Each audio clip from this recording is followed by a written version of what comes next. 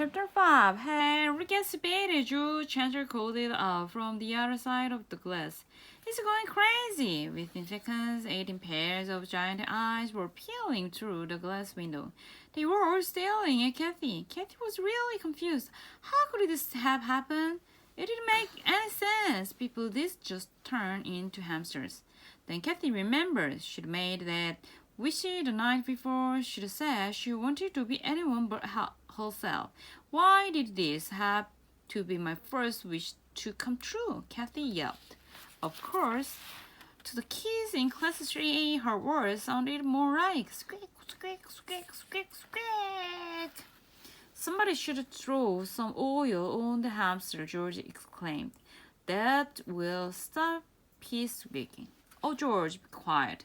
Susan told him something is obviously bothering the little guy. We should try and help him. If he hears a lad would want to help a hamster, George said. You're both in the same family, cried out. Susan replied. Hey, Ricker, show us your tail, George teases.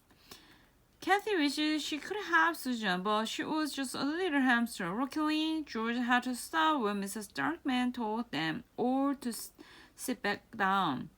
I've got to get out of this cage, Kathy squeaked to herself. The problem was that she knew there wasn't any way out. The only opening in the cage was at the top, and that was covered by a screened lid. The lid was Mrs. Darkman's way of making sure Speedy didn't escape. Now the lid was making sure Kathy didn't escape it either. There had to be some way to get the lid off. Kathy might have a hamster body now, but she still had a human brain. She was smart enough to get out a hamster cage. She just had to come up with a plan.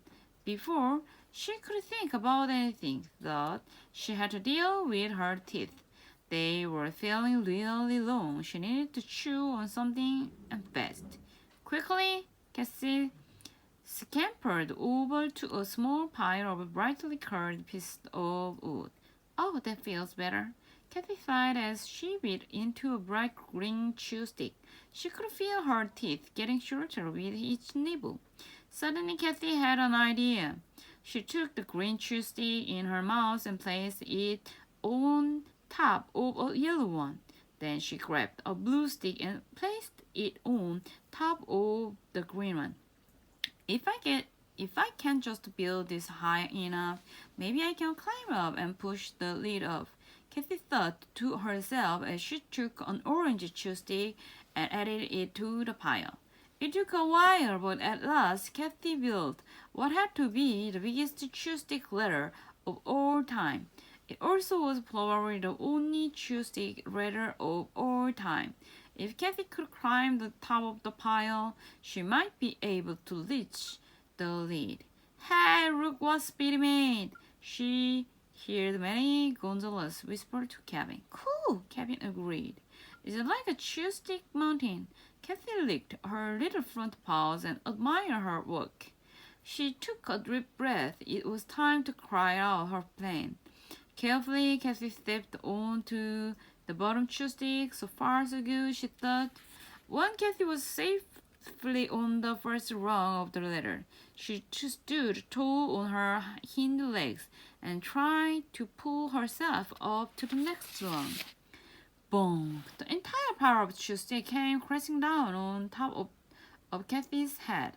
Luckily, the sticks were made of a soft wood. Kathy wasn't hurt. It was kind of fun eating her way out of the pile of chew stick. I have to stop this, Kathy said to herself as she chewed. I will never get out of here if I don't stop thinking like a hamster.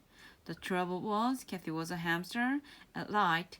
Then she suddenly could think about anything but Speedy's hamster wheel. Kathy couldn't explain why she suddenly needed to run so badly. She just did. She couldn't help herself. Hey, this is fun, Kathy squealed as her tiny paws moved faster and faster inside the wheel. The wheel squeaked very loud as Kathy ran. The noise didn't bother Kathy's sensitive hamster ears. In fact, she kind up like it. Mrs. Darkman, on the other hand, didn't like the skanky at all. Susan, will you please put a carrot in Speedy cage? Mrs. Darkman asked. Maybe that will get him to stop running on the squeaky hill.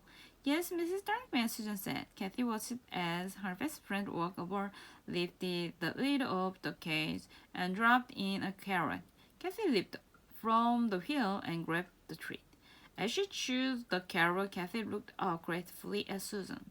Her friend had given Kathy more than just a snack. She'd given her a great idea, too.